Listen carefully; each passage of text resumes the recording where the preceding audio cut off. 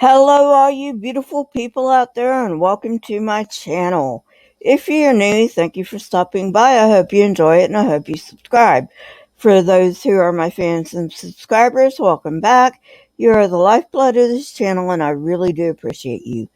Today's topic is our path to religion, early farming. Not much else I need to say. Let's get on with the video.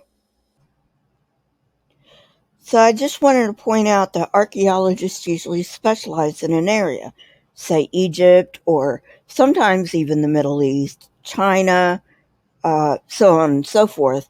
And sometimes they even subspecialize in things like the clothing of ancient Egypt and so on and so forth.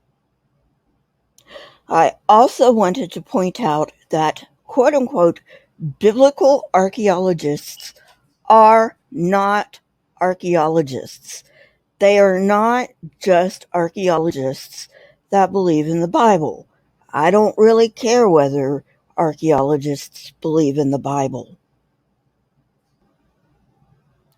A biblical archaeologist is an archaeologist who usually, but not always, has a degree from a useless institution who only looks for evidence that things in the Bible truly happened or truly existed.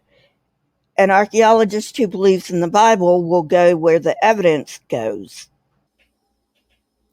Homo sapiens began cultivating plants and domesticating animals at about the same time, although the order is debatable. However, it is likely that they influenced each other.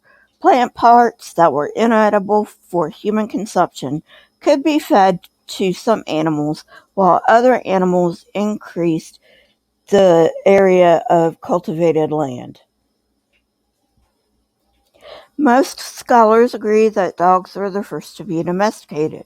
Some evidence points to this happening around 32,000 years ago and more than once. These animals helped humans hunt for food and tracking wounded animals. When we began domesticating other animals, domesticated dogs were already widespread. The next animals to be domesticated were probably sheep and goats. Evidence indicates this happened around 10,000 years ago. Modern humans would have observed that sheep and goats followed the leader. They would also know that if newborns were removed from the flock, they could be tamed. Goats can provide humans with skin for clothing, meat and milk for food, bone for tools, and dung for fuel. And while I'm on the topic, I just want to say that the Bible portrays sheep as very dumb animals. And while this may be true at this particular point in time, wild sheep definitely were not dumb animals because there was no way they could survive in the wild without being smart, at least to some extent. Their dumbness has been because of human intervention.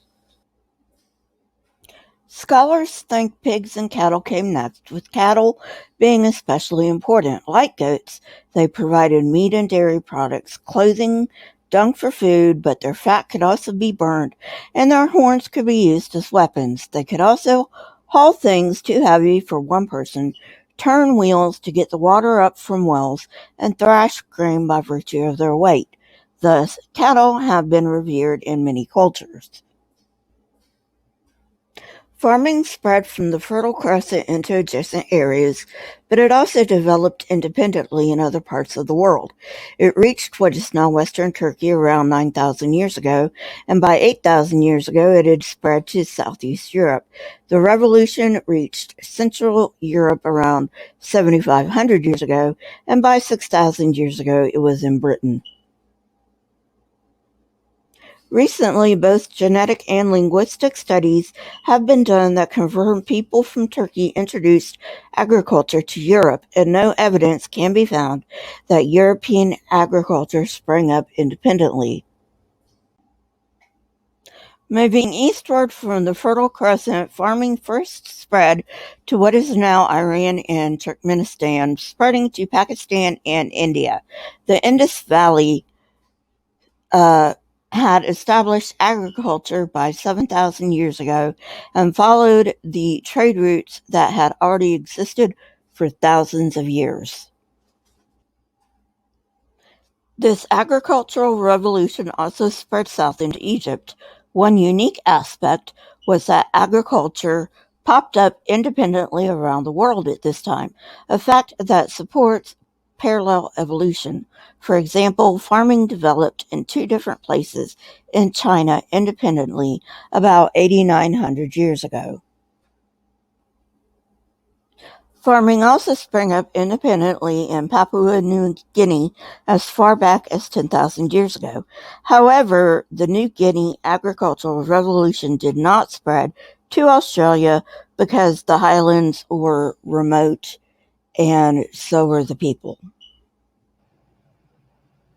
Agriculture also developed independently in Peru, Meso-America, and Sub-Saharan Africa. In Peru, people were domesticating plants as far back as 7,000 years ago, while animals were domesticated a bit later. In Mesoamerica, we find signs of farming as far back as 10,000 years ago. In addition, experts believe that farming arose independently in Sub-Saharan Africa around 5,000 years ago. The agricultural revolution also changed the relationship between the living and the dead. A hunter-gatherer lifestyle requires that the dead be disposed wherever they are, whereas a sedentary lifestyle allows ancestors to be buried near the living. This practice of local burials not only helped in remembering the ancestors, but it also aided in grieving. At a societal level, this has implications for land ownership and family obligations. In this time, people were buried on the land that they cultivated, and in many instances, the present generation farms the same land. This in turn led to the idea of land ownership and ultimately led to the question of who can inherit the land and how the land should be divided. Some kind of authority was needed for this, and ancestral lineage provided the source for this authority.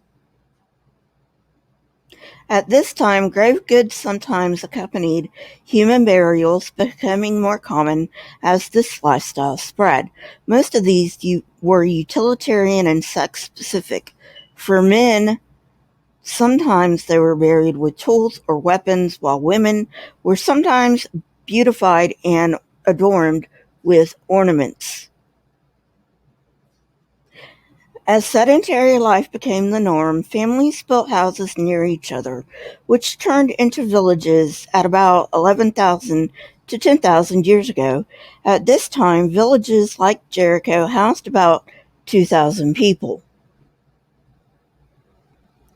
This allowed people to exchange ideas more freely than before, like how to pick the best seeds or how to honor the ancestors. Thus, farming seems to be the start of including grave goods with the deceased. In the early phases of this revolution, about 10,000 to 8,000 BCE, people often buried their loved ones under the floor of their house. Sometimes the dead were buried first, followed by the building of the house on top of the grave. It was clearly important to our ancestors to keep their dead ones physically close.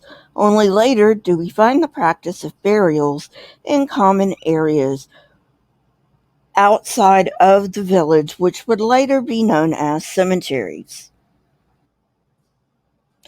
Well, friends, that's it for today. I hope you enjoyed it. If you did, hit that like button, press the subscribe button. And if you want to know when I come out with new content, hit the bell next to the subscribe button. Thank you to all my subscribers and regular viewers. I appreciate you very much. If you would like more information, my source is in the description. Also, I now offer channel memberships. If you like what I'm doing, please consider becoming a channel member. I have two tiers as of right now, the $1.99 tier and the $4.99 tier.